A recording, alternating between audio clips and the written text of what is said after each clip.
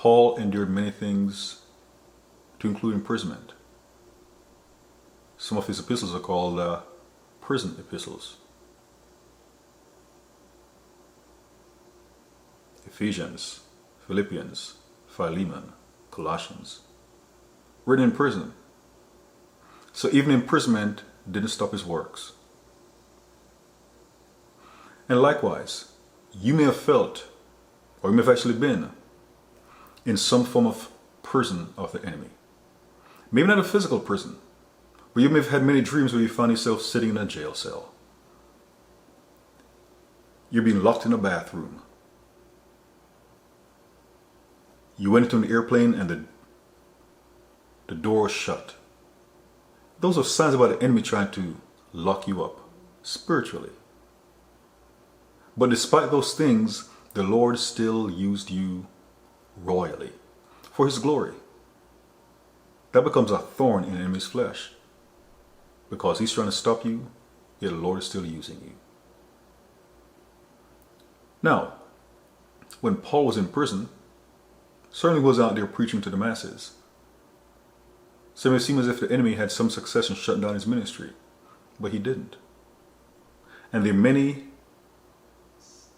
servants of the Lord who served the Lord gloriously, and sometimes even more so while in prison.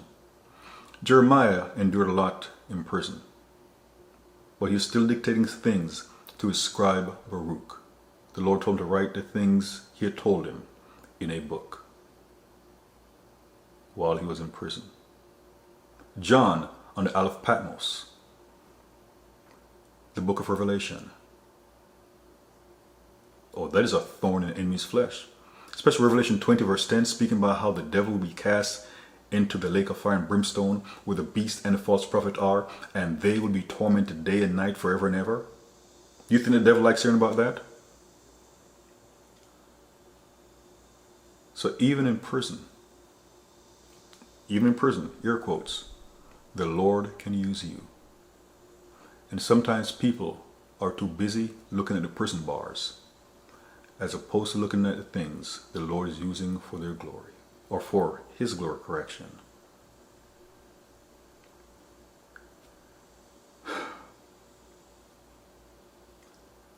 So yes, what is meant to be a thorn in your flesh, by God's glory, he also uses you as a thorn in its flesh. So which messenger afflicted the Apostle Paul? Now that messenger is a failure. Yes, he did things to prevent Paul from exalting himself, but he didn't stop Paul's ministry.